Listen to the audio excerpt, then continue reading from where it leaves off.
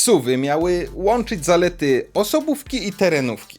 Tymczasem większość pali więcej od przeciętnej osobówki, no a w terenie... No cóż, większość ma przecież przód napęd. Genialne połączenie. No i z racji tego, że taką mamy dzisiaj modę i ludzie po prostu chcą siedzieć wyżej, przygotowałem dla was 8 najciekawszych moim zdaniem SUV-ów, które kupicie w polskim salonie. Od najmniejszego do największego. A jeszcze zanim zacznę, to łapka w górę i subskrypcja, bo większość z was nadal tego nie robi. Ja już nie przedłużam i zaczynam z pierwszym autem, a jest nim Toyota Yaris Cross.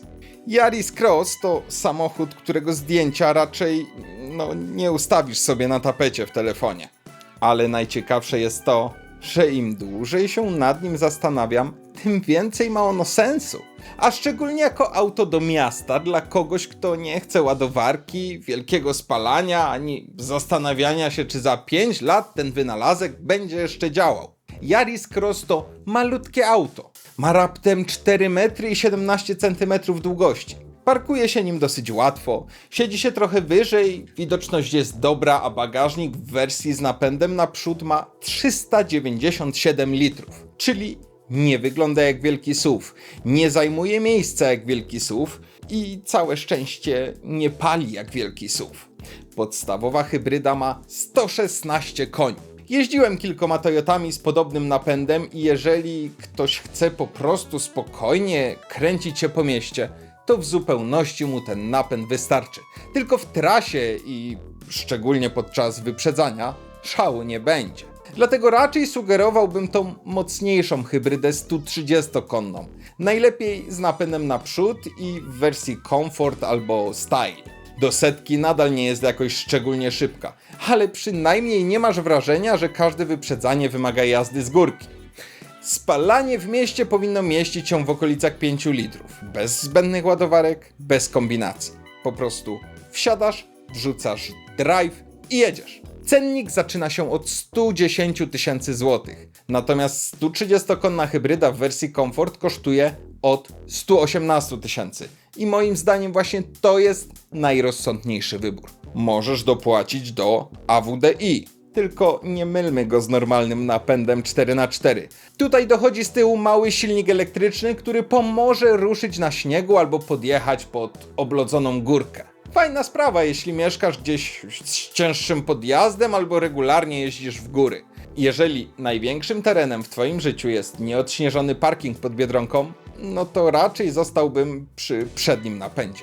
Zwłaszcza, że AWD jest wolniejsze, droższe i zmniejsza bagażnik z 397 do 320 litrów. Czyli płacisz więcej i tracisz sporą część praktyczności, żeby kilka razy w roku tylne koła też coś tam robiły. Co mi się nie podoba? Przy mocnym wciskaniu gazu ECVT potrafi wyć. Z tyłu nie ma za dużo miejsca, a niektóre plastiki wyglądają trochę tandetnie. No i uczciwie trzeba powiedzieć o bezpieczeństwie. W najnowszym teście Euro NCAP Yaris Cross dostał 4 gwiazdki, a nie 5. Co prawda zasady oceniania są dziś ostrzejsze niż kilka lat temu, ale wynik to wynik. Mimo wszystko Yaris Cross trafia tutaj, bo ma bardzo prostą rolę i dobrze ją spełnia. Ma mało palić, nie zajmować całego parkingu i nie zawracać właścicielowi głowy. Dodatkowo Toyota Relax może przy spełnieniu odpowiednich warunków przedłużyć ochronę nawet do 10 lat. Dlatego moim zdaniem warto je spełnić. To nie jest samochód, który kupiłbym dla przyjemności.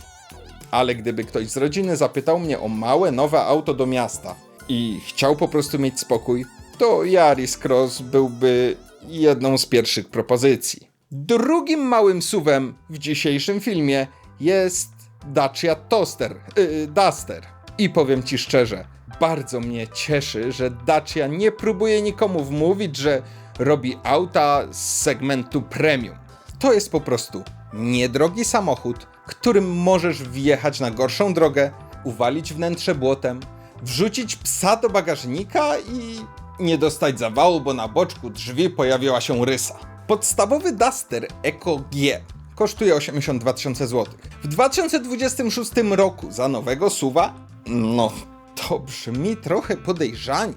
Expression kosztuje 90 000 i właśnie tę wersję brałbym pod uwagę, jeżeli głównym celem jest kupić możliwie dużo auta za możliwie mało pieniędzy. Mamy fabryczne LPG, więc jeździsz taniej, bez dokładania instalacji po zakupie. Nie będzie to demon prędkości. Wnętrze nie pachnie skórą z alpejskich krów, a zamykanie drzwi nie brzmi jak w aucie za 300 000. Tylko kompletnie mnie to nie obchodzi, bo kosztuje 90, a nie 300. Jest też zwykła hybryda o mocy 155 koni. Ale najciekawsza nowość to Hybrid G, czyli 150 koni i napęd 4x4. Z przodu mamy silnik na LPG, z tyłu jednostkę elektryczną. Do tego automat i napęd na 4 koła. Cena zaczyna się od 120 000 zł.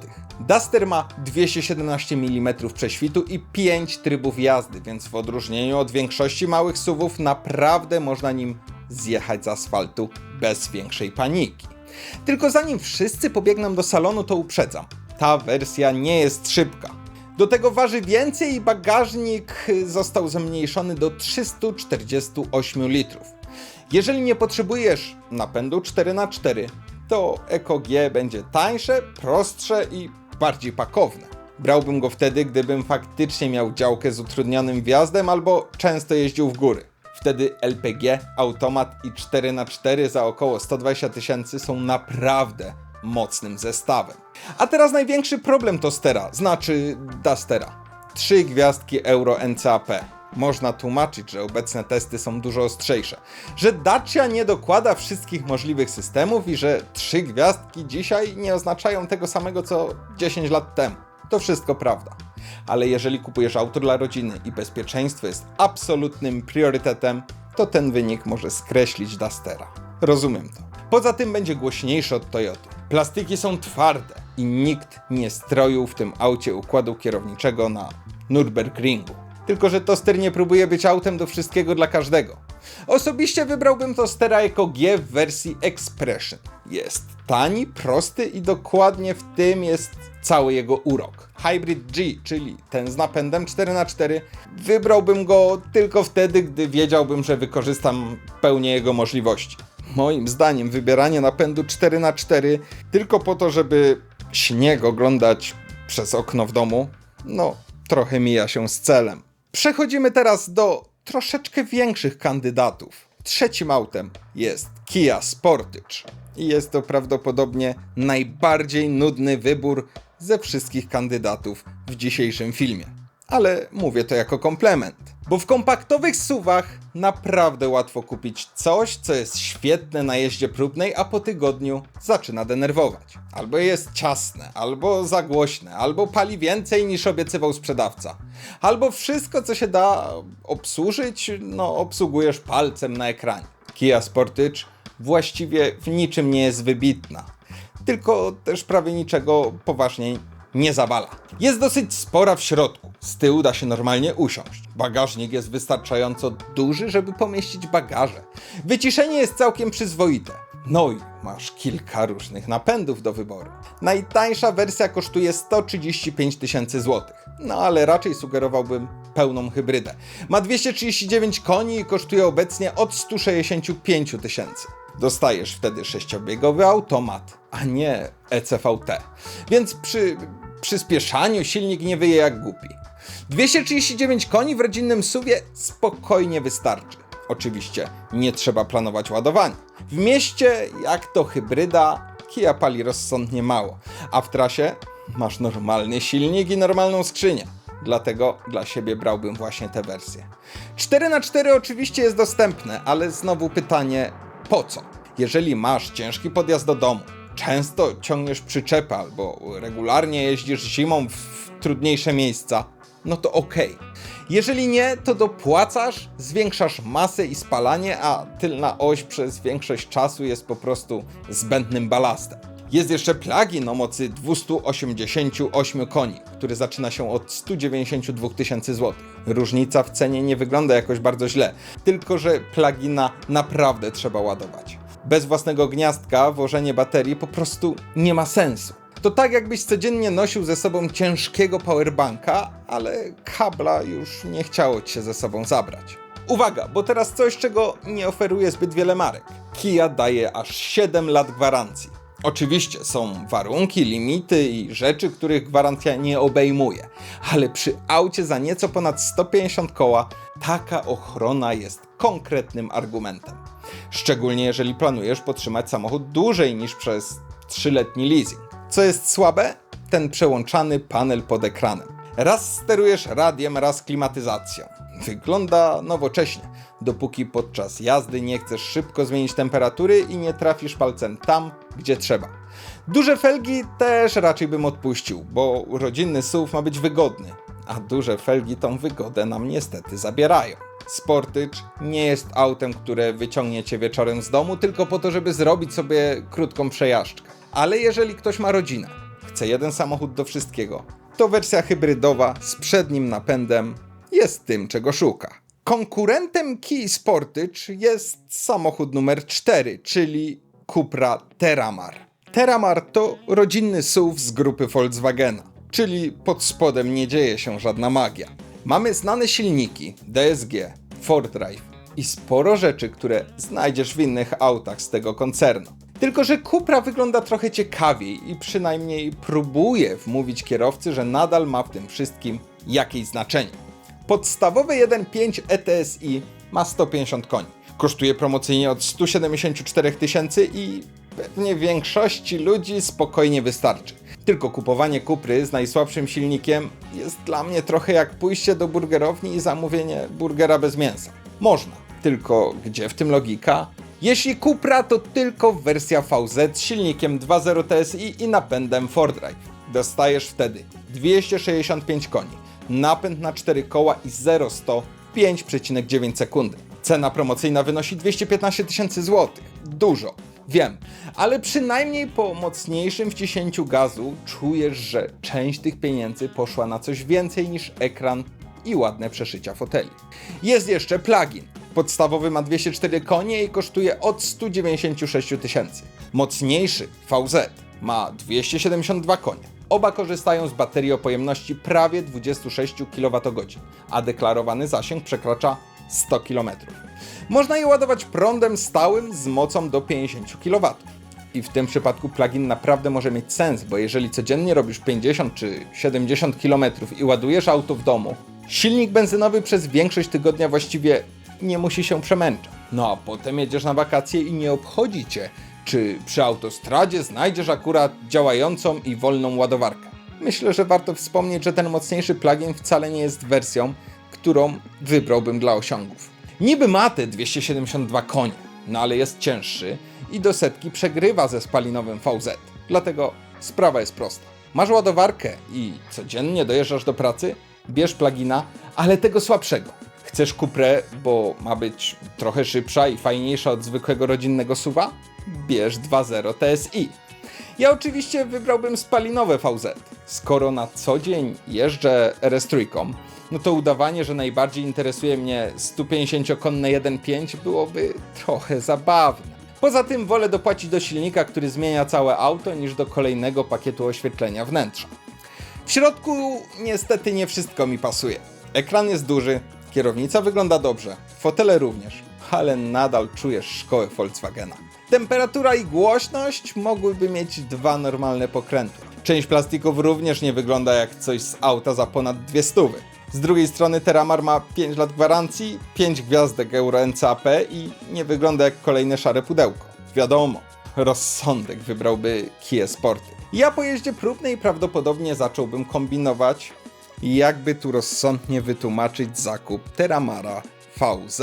No dobra, teraz zostajemy w dalszym ciągu w grupie wag, ale przechodzimy do nieco większego samochodu. Skoda Kodiaq. Kodiaq to samochód dla ludzi, którzy na 3-dniowy wyjazd pakują się tak, jakby już nigdy mieli nie wrócić. Najnowsza generacja ma 4 metry i 76 cm długości, czyli to już naprawdę kawał auta. Ale najważniejsze i tak dzieje się w środku. W wersji 5-osobowej bagażnik ma 910 litrów.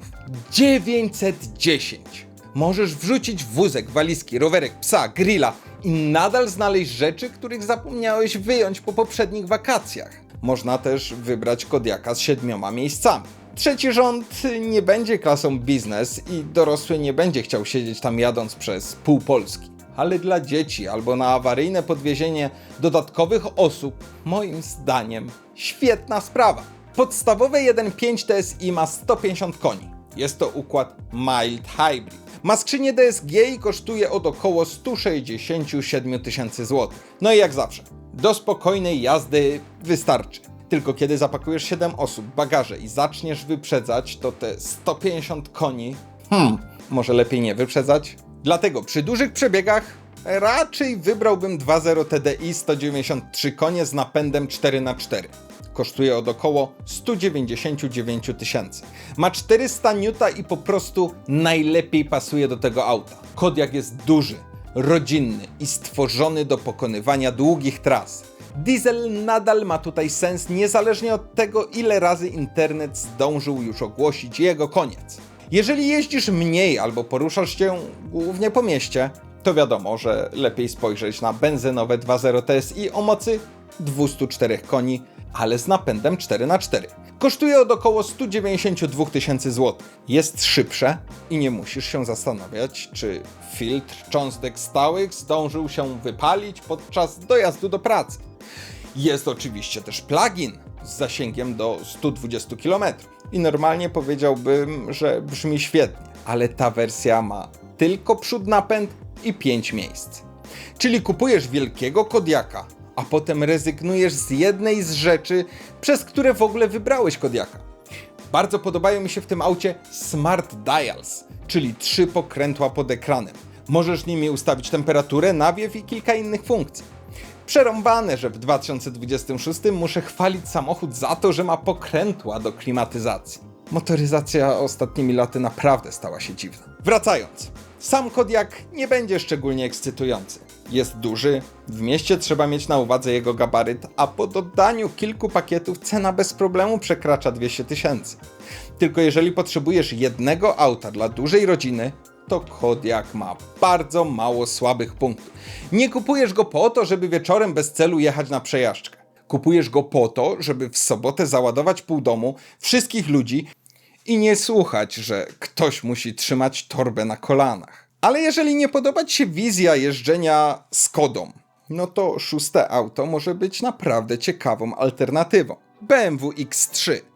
BMW ma praktycznie taką samą długość jak Kodiaq. I to jest dość ciekawe, bo te dwa auta, mimo podobnego rozmiaru, są zrobione dla kompletnie innych ludzi. Kodiaq pyta, ile masz dzieci i walizek, a X3 bardziej interesuje, czy po ich odwiezieniu nadal chciałbyś przejechać się gdzieś samemu. Nowa generacja, czyli G45, kosztuje od około 263 tysięcy złotych, czyli na dzień dobry jest prawie 100 tysięcy droższa od podstawowej Skody. A jeszcze nawet nie zaczęliśmy klikać opcji. No a wiadomo przecież, że konfigurator BMW nigdy nie pozwala człowiekowi wyjść zbyt tanio. Podstawowy X3 20 xDrive ma 208 koni i robi setkę w 7,8 sekundy. Do codziennej jazdy będzie ok, ale jeżeli robisz dużo kilometrów, no to raczej wzrok kierowałbym w stronę 20D. Diesel w takim aucie nadal jest bardzo rozsądnym napędem. Ma duży moment, przyzwoity zasięg i nie zabija spalaniem. Jest też 30E. Dostajesz wtedy 299 koni, 6,2 sekundy do setki i około 80 km zasięgu na prądzie. Jeśli masz wallbox i codziennie robisz kilkadziesiąt kilometrów, wtedy może być świetne. Ale jeśli nie masz gdzie ładować, no to zostałbym przy dieslu albo zwykłej benzynie. Tylko nie oszukujmy się. X3 nie trafiło tutaj przez podstawowe 20 xDrive. Trafiło tutaj przez M50, czyli silnik ten sam co mam w Suprze. B58, 3 litry, 6 cylindrów w rzędzie. Tylko że w X3 jest on troszkę mocniejszy, bo ma 398 koni, 580 N i 0-100 w 4,6 sekundy. Kosztuje od około 380 tysięcy złotych, więc oczywiście nie jest wersją dla większości ludzi. Jest drogie, kompletnie niepotrzebne i właśnie dlatego chciałbym go najbardziej, bo nadal masz Normalny rodzinny samochód. Bagażnik ma 570 litrów, z tyłu wygodnie mieszczą się pasażerowie. Rano możesz pojechać po bułki, a chwilę później auto przyspiesza jak sportowy samochód. I co ważne, nie robi tego wyłącznie ciszą. Nadal masz 6-cylindrowy silnik, który daje temu autu jakiś charakter. Wersje rozsądne są oczywiste. 20D przy dużych przebiegach, 30E jeśli masz ładowarkę, ale jeśli tylko kochasz motoryzację i nie liczysz każdej złotówki, to wybór jest jeden. M50. Nie będę udawał, że jest inaczej. Największy problem? Wnętrze. Z jednej strony wygląda nowocześnie, z drugiej strony ma kolorowe listwy i świecące elementy, które trochę przypominają komputer gamingowy. Normalnych przycisków jest mniej niż bym oczekiwał, a niektóre plastiki przy cenie ponad 300 000 moim zdaniem powinny wyglądać troszkę lepiej. Na wielkich felgach X3 może też zrobić się niepotrzebnie twarde. Dlatego raczej nie konfigurowałbym go pod zdjęcie na Instagramie, tylko pod w miarę wygodną jazdę. Mniejsze koła, dobre fotele i pieniądze wydane na silnik. Bo wtedy przynajmniej wiadomo, na co te pieniądze poszły. A teraz przyszedł czas na największe SUVy. A pierwszym z nich, i jednocześnie 7. w dzisiejszym filmie, jest Volvo XC90. Model ten jest na rynku już na tyle długo, że powinien wyglądać staro. No a nie wygląda. Oczywiście, było odświeżane, zmieniły się lampy, multimedia i kilka innych rzeczy. Ale podstawowa bryła pamięta 2015 rok. Mimo tego postaw obok część nowych przekombinowanych SUVów, a zobaczysz, że Volvo nadal wygląda spokojniej oraz drożej. Samochód ten ma prawie 4,95 m długości, 7 miejsc i bagażnik o pojemności 640 litrów. Przy moich 2 owczarkach niemieckich taki samochód nagle przestaje wyglądać jak niepotrzebny kolos. XC90, psy, ludzie i walizki nie muszą od razu walczyć o ten sam kawałek podłogi. Najtańsze B5 AWD kosztuje 339 000 złotych. Ma 2-litrową benzynę w układzie Mild Hybrid. 250 koni i robi setkę w 7,7 sekundy. Do tego samochodu naprawdę wystarczy. XC90 nie prowokuje do jeżdżenia jak wariat. Trzeba tylko pamiętać, że ponad 2 tony, napęd na 4 koła i benzynowy silnik nie będą paliły 5 litrów. Volvo podaje około 8,5, no ale w mieście spokojnie zobaczysz więcej. Fizyki nie oszukasz miękką hybrydą. T8 kosztuje od 390 000 złotych. Ma 406 koni, 669 N i robi setkę w 5,4 sekundy. Czy rodzinne Volvo potrzebuje takich osiągów? Oczywiście, że nie. Czy miło je mieć? Oczywiście, że tak. Na prądzie ma przejechać około 70 km w cyklu mieszanym. Jeżeli ładujesz auto w domu, na co dzień nie jeździsz nie wiadomo ile i zależy Ci na tym, żeby jadąc na wakacje nie szukać ładowarek, to T8 jest naprawdę fajne. Bez ładowarki wziąłbym B5. T8 jest cięższe, droższe i wożenie rozładowanej baterii tylko po to, żeby mieć 406 koni, nie jest szczytem rozsądku. W XC90 najbardziej lubię to, że ono nie próbuje być sportowe. Nie ma miliona czerwonych elementów, ogromnych łopatek i trybu Nürburgring do odwożenia dzieci do szkoły. Masz za to świetne fotele, spokojne wnętrze i samochód, z którego po kilku godzinach jazdy wysiadasz jakbyś jechał raptem kilkanaście minut. Niestety czuć w Volvo wiek konstrukcji. Wszystkie silniki mają 4 cylindry. Prędkość jest ograniczona do 180 km/h, a część funkcji nadal trzeba wyklikiwać w ekranie. Przy cenie ponad 400 000 w bogatszej wersji można oczekiwać czegoś świeższego. Mimo tego, gdybym naprawdę potrzebował 7 miejsc i przestrzeni dla 2 dużych psów, to XC90 byłoby jednym z pierwszych aut, które chciałbym sprawdzić. B5 do tras bez ładowania. T8 do domu z wallboxem. Chyba proste, prawda? A teraz ostatni samochód. Porsche Cayenne. Cayenne jest odpowiedzią na zarzut, że duży SUV nie może dobrze jeździć. Podstawowa wersja kosztuje od 484 000 złotych. Dostajesz 3-litrowy V6, 353 konie, napęd na 4 koła i 6 sekund do setki. Już zwykłe Cayenne jest szybkie i prawdopodobnie wystarczy każdemu, kto nie ma prywatnego toru ani problemu z ciągłym udowadnianiem czegoś na światłach. Tylko że to Porsche, Cena podstawowa jest bardziej zaproszeniem do konfiguratora niż prawdziwą ceną samochodu.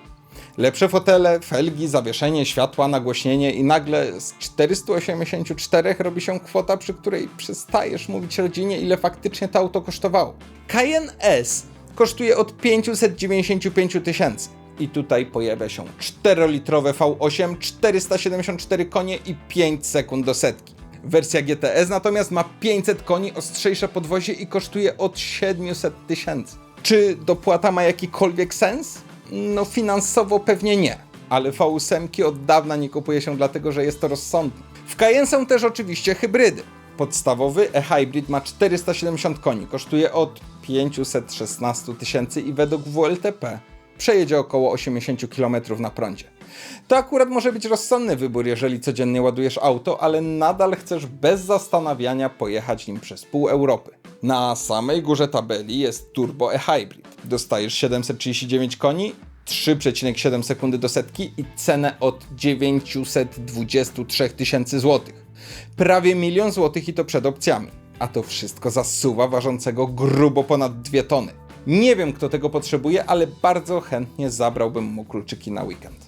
Jest też nowe elektryczne Cayenne, które startuje od około 446 000. I tutaj nie będę udawał eksperta po przeczytaniu danych prasowych. Auto jest zbyt świeże. Najpierw chciałbym nim pojeździć i dopiero wtedy powiedzieć, czy nadal prowadzi się jak Cayenne, czy po prostu jest kolejnym piekielnie szybkim elektrykiem.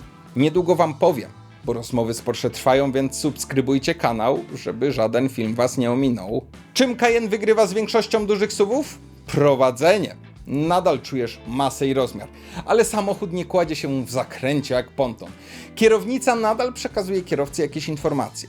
Pozycja za nią jest bardzo dobra, a podwozie nie traktuje każdego skrętu jak niepotrzebnego obowiązku. To nadal nie jest auto sportowe. 2 tony nie znikają tylko dlatego, że na masce jest znaczek Porsche. Ale spośród wielkich SUV-ów Cayenne jest jednym z niewielu, którymi naprawdę chciałbym pojechać gdzieś bez konkretnego celu. Którą wersję bym wybrał?